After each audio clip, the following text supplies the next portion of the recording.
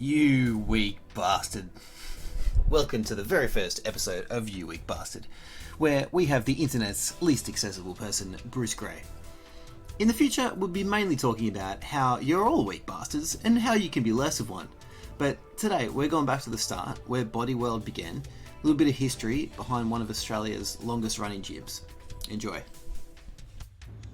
So we're not really busy doing anything. No. At the moment, like we're what are you doing to keep busy? Well, I'm training the basketball girls down at MSAC.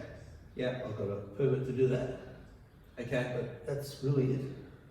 Yeah. So you're training the Melbourne Boomers, is that right? That's right. Okay. How are they doing? Oh, well, I've only got about 5. It's Yeah. hard to rest get into the state. So are the rest of them in other states or? Yeah, in New Zealand, in Queensland, yeah, and other parts of Australia. Okay. And it's pretty hard to get into anywhere, from anywhere at the moment. Yeah. It's a little difficult.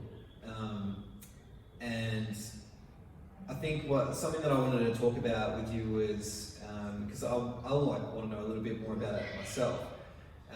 Was you've operated this gym since like 1980. Yeah. And this is the first time that you've had to close for any reason. Yes, that's right. So, how did this gym start? The gym started. Like, can you even remember back that far? Quite clearly, actually. They were doing renovations. I was training at Finlay's at the time, and they were doing renovations and knocking walls out and putting new floors in, and it was a real mess, and they were trying to operate through it. So we decided, I was training a couple of guys, that we'd go and train at another gym. So we started off at Nunawading Fitness Centre near the station there. Remember that one? No. No, the only thing I remember of Nunawading is that I used to play basketball at the high school there when I was playing for the Nunawading Kangas. That's right. Yeah. Yeah. Well, we went in there and started training, and we were really reasonably strong. And like I used they didn't have fixed dumbbells, you had to make your dumbbells up. And I used all the free weights and these dumbbells with all bench press and stuff. And I said, you can't use all weights. I said, it's not heavy enough if you don't. Because it wasn't that serious a gym, it was a fitness centre. Yeah. And anyway, eventually we got kicked out of there. So we decided to go and look around somewhere else, and we went to a number of different gyms, and we were surprised with the very unprofessional attitude and way that they were run. And I thought, my goodness, I can do better than this. And so, And are you talking unprofessional attitude in terms of, in what way? in all ways, really, they weren't cleaning the place properly. It wasn't looked after, and they didn't give you any service. I mean, the reality is they knew very little. In 90% of the gyms, really very little. Well, I imagine that gyms hadn't even really been around for that long back then. Oh no, in 1980 there was a bit of an uplift in gyms. There was people wanting to train, Not all real gyms though. There's the Golden Bowl and places like that which are really fitness things. They were more focused on aerobics. But there was a number of gyms around, and it just really occurred to us that they were very poorly run. The equipment wasn't looked after. No one ever came and helped you. And anyway, we came down and looked at the gym here in Balaclava to start with, and it was being run by Lenny Wilson, who was a powerlifter, and it was really a powerlifting gym, and it was rough as, you can imagine. And we trained there, but the equipment wasn't any good for us because we were powerlifters. And anyway, we said, well, listen, let's start up a gym, and looked into it. And you wanted to start a gym of your own for a long time, right? I had it in the back of my mind. I didn't like the job I was doing, and I wanted to get more job satisfaction. Mm. And when I looked into it, you know, the equipment was too expensive. It was ridiculous prices that I'm charging. And also the red tape to get through a council to get a permit was pretty ridiculous. So we came up with the decision that we still wanted to do it, but we'd buy an existing gym that had some potential, and we would make our own equipment. Because one of the guys was a fitter and turner, and I'd done some fitting and turning in school, but I mean, I had a bit of it, was a bit handy. And so I designed all the equipment and drew it all up, and they had, so you know what length you had to cut wood, and we put some money in, and we spent about a year and a half building equipment. Whoa. Okay. Yeah, on the weekends. So is there anything left in this gym that you guys actually made? Oh, quite a lot. Yeah. All Such the as? dumbbells. Yeah. Dumbbells, all the grey 50-pound plates I made every one of those, all 80 of them. I only 80. I only found out like last year that you made those plates. So you made the dumbbells, you made the heavy like small pin plates. Yeah, yeah. Okay.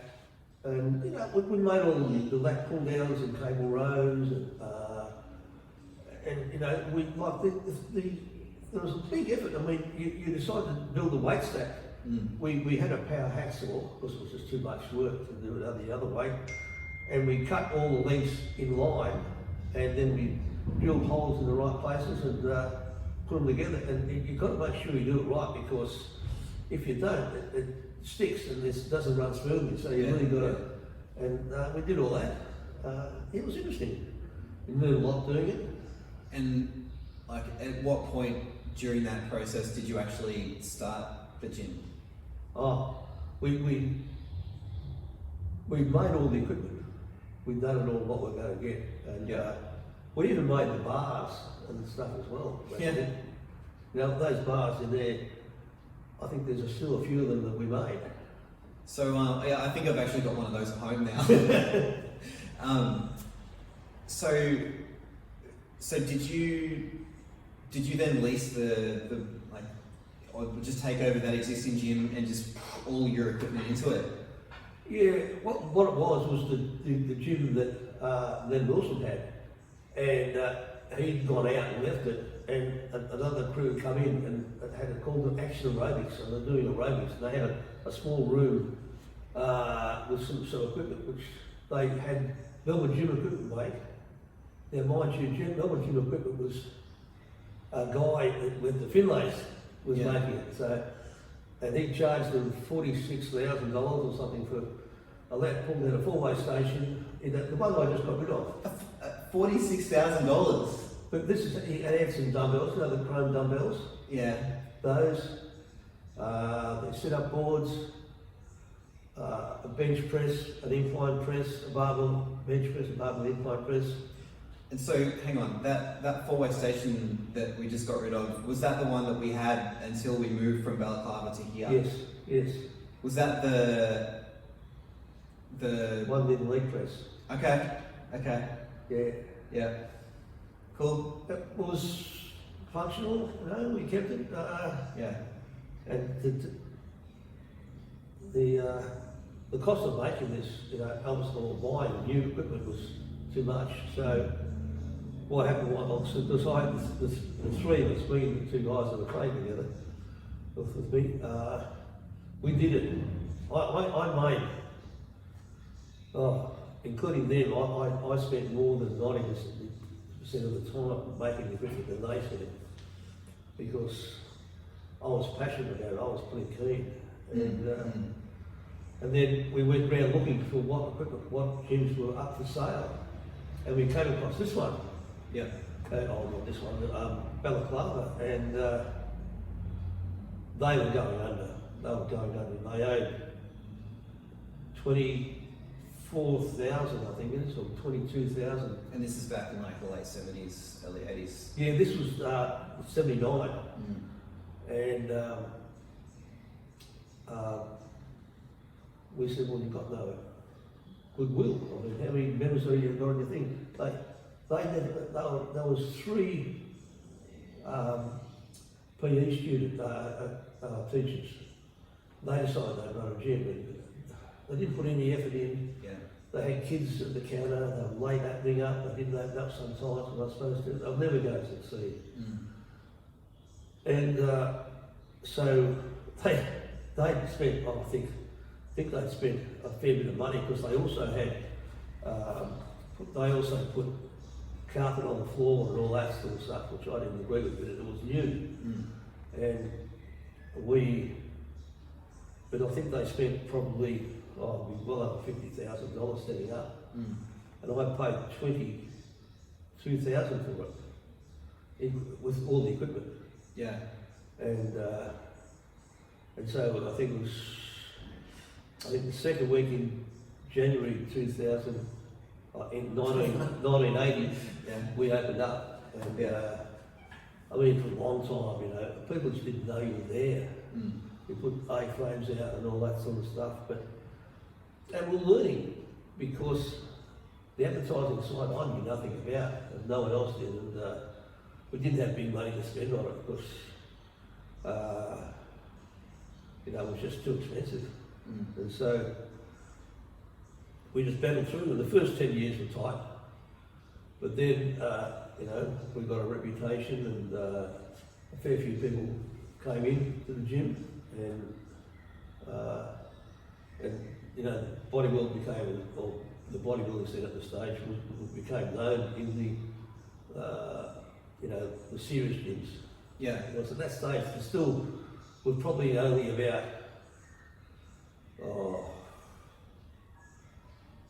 I'd say 10 to 12 serious gyms in Melbourne. And so we were, a select market, obviously. And we had some, beginners as well, which we looked after. But the biggest thing that made our success was trying to help people and giving them programs, and they've got a sore knee, we can do things about it. So that came early on, because I'd done a bit of training people, I suppose, in Finlay's. I wasn't paid for it. There was footballers and cricketers and that had injuries, and I helped them with it.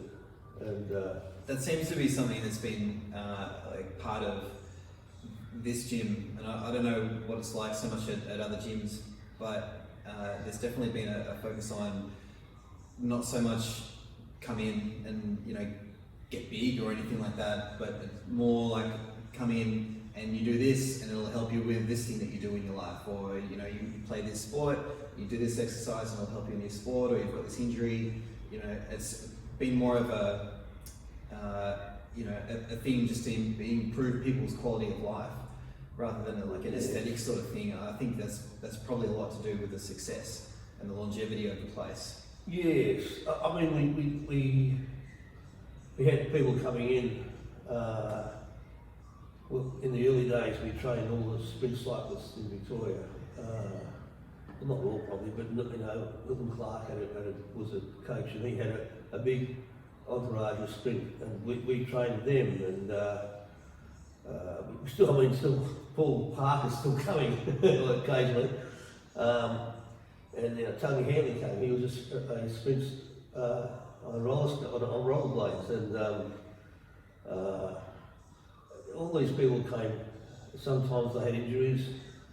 Sometimes like Tony, when he started, couldn't touch his knees. His back was that stuffed. And yes, it definitely was a focus on helping people reach their goals and overcoming injuries that they had. What has the gym helped you with? With me? Because I know that you had health problems that got you into it. Oh, from the start, I was a chronic asthmatic. That's why I started weight training. I was about 28 kilos when I was 15, and I saw an advert in one of those magazines one day that said increase your chest size, and I thought, well, my problem's my chest, so if I build my chest up, I'm going to get a bit of lung capacity, and that was what started me off. And it just hooked. I got into it, and I think I nearly tripled my weight. No, I was more than double my weight in 3 years, which was pretty amazing. And I enjoyed it. I enjoyed the health I got with it, and I enjoyed the feeling of, not having to wheeze and carry on like I was. But it was great. It was fantastic. I've never been a big bodybuilder. I never aspired to compete or to get huge. I've always just enjoyed training, and that's what's been kept me going, just that love. You were involved with bodybuilding though? Yeah, a lot of my friends were bodybuilders because it was called the bodybuilding centre when I started out, and they were attracted to by the equipment we had. We had obviously serious heavy equipment, and really when we set up, we were one of the better gyms. When I said there was 10 gyms, probably only 3 or 4 of them were, including ours, were really fairly good gyms. So I know about obviously Bodywell, and I know about Finlay's. What other gyms were any good back then? There was Fitzpatrick's. That was over in Northcote. There was Drew Johnson started up a gym called Bayswater Gym. He left Finlay's as well to go and do that, and he made equipment himself as well. That's how he did it. I think he must have copied us because we were away open before him. I'm pretty sure we were anyway. But there's a couple like that are all around. I can't remember all of them now, but they were the more serious gyms. And what do you think about the gym industry or like the fitness industry of today? Like, it's obviously evolved. Yeah. I mean, it's got an attraction, it was thought of a bit of a glamour sort of occupation to be a gym instructor and that, and it attracted a lot of Rambos. What's a Rambo? No laws, really don't know what they're doing and don't advise people correctly. And I was on the executive for Fitness Australia for 15 years, and one of the things we pushed through was a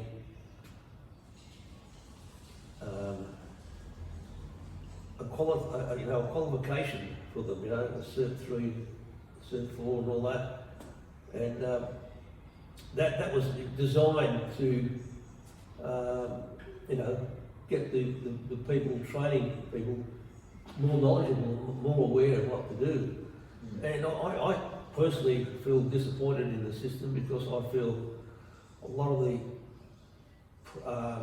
training that they got is irrelevant and doesn't teach them the real important things about weight training and what to expect and how to treat injuries and how to do that. But it also had the side effect, or perhaps not side effect, it definitely increased the number of people who had certificates. You virtually, in some places, you do a couple of weeks and you're qualified. And so there was a glut of wannabe gym instructors, and a lot of them had very little knowledge, I thought. And so that led on to some of them decided they were going to be a PT and start up their own little PT studio. So the gym industry's gone from having not that many big time gyms to having a lot of little PT studios, and some of them are real good and some of them are really average, but that happens in any industry. But I think at the moment with the COVID virus going on, it's going to knock a few of them around. I know a lot of them have shut because they just can't afford to be paying rent and having no income. So Yeah. it's a bugger. Yeah. How do you stay open when you've only got to pay 50% rent, but you're not earning anything? So Yeah, it's it's really it's changed the whole aspect of the industry from being these fairly big gyms to being a few gyms, but this style of gym is probably God 5 left, if lucky. yeah. But there's a lot of fitness centres. There's a lot of 24-hour gyms and F45 and all that are more appealing to the soft trainer, not the serious trainer. Like when I started training, it was in about 1963, 64, there was hardly any gyms. I mean, I trained at YMCA in the corner of St Kilda Road and Sydney Road. So was that the first gym that you trained at? It was. Yeah. And it was a little room upstairs. I mean, and you wouldn't believe the small amount of equipment you had. And there was, I wouldn't say a lot. There's probably, I know I trained different times because I trained because I was going to uni and I went over there. Lecture, I'd go down and have a workout. But you can get a lot done with a small amount of equipment. You can. They had a few dumbbells you can make up, and that when I say a few, it's only about 4 dumbbells, and you had a couple of bars, and there was no clips or anything. But like a bench press was a bit of wood about that long on some little legs, so you didn't hit your elbow. There was no behind you. It was laying. Oh, just like laying on the floor on a piece of wood, basically. Yeah, basically, that's right. Yeah. That's a bench press. Okay. Yeah. And like even when I went over to Finlays in '68, I went over to Finlays. They didn't have any of that pull-downs. Everyone did chins. Everyone did dips. A lot of the equipment you see now just wasn't around still. Frank Finlay, who owned Finlays and started it off, was one of the innovative people in the industry, and he used to go to America and look at the equipment and get the equipment over from America and all that. Well, when we took it over, like in the mid-90s, they had a lot of Nautilus equipment. They had a sort of full set of that, chain Nautilus equipment. So I imagine that's one of the things he picked up when he was over there. Yeah, of course, that was the original first issue of the Nautilus equipment. Then that was Mike Menser and I forgot the name of the guy, designed and built it. And that was, I think, probably some of the best Nautilus equipment. Later on, they went off the track a little bit, but I think they've come back a bit. But the trouble with Nautilus equipment, in my opinion, is it takes too big a footprint. In the gym. The gym space is expensive. If you've got a big warehouse somewhere with a lot of space, it might be okay, but in a city, you've got to get the most in you can fit. So on that note, and with the in the context of we're still in Victoria in COVID lockdown, we can't go to gyms at the moment. Hopefully, actually, gym equipment suppliers have actually gotten some stock that they can sell to people. What if you didn't have your own gym? What would you use for home? Like if you could only just get a few bits of equipment in your home. That's good. That's good to think about.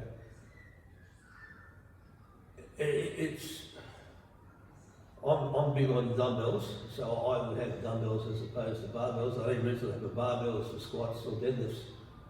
I much prefer dumbbells. And also, if you're training by yourself, you're not going to get stung under a bar. Yeah. And dumbbells give you more stability through the joints. Oh, sorry, that happens. It gives you more stability through the joints, so you get the benefit. You get more stability, and you get bigger range of motion too. Like if you do a bench press, you can get right back down. to get the range. That's the only difficulty is getting it up. But I think that's would be my selection over barbells, and might have the odd thing like an EZ bar for some skull crushers or line EZ bar extension, and you could even use some curls on the machines. What would you have? You'd have to have a leg curl. You'd have to have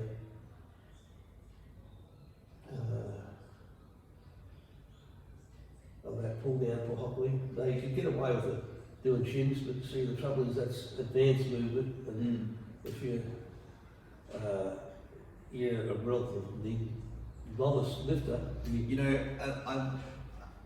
I reckon that if I asked that question to anyone else, that the first machine that they would get would be a leg curl. Like no one would think, well, I can't fit a lot of stuff in my home. Leg curl. That's number one. I've got to have that. well, see, that's because it goes through the system. I was thinking of what do I need for legs? Yeah. And I'm not going to put a leg press in it. It's great, but they're too big. They're one purpose. And there's a lot of stuff that you can do with dumbbells for your quads and your glutes, but or you give a squat, but then you can't. I don't believe get a good activation of the quad, the hamstring. So I would have a leg curl. So that's why I went that way. And I was going at the body. So we called it there due to the background noise, but there is plenty more to come. Check in with us on Instagram at Bodyworld St Kilda, and send us your suggestions of your favourite Bruce story if you know any, and stay tuned for more. You weak bastard.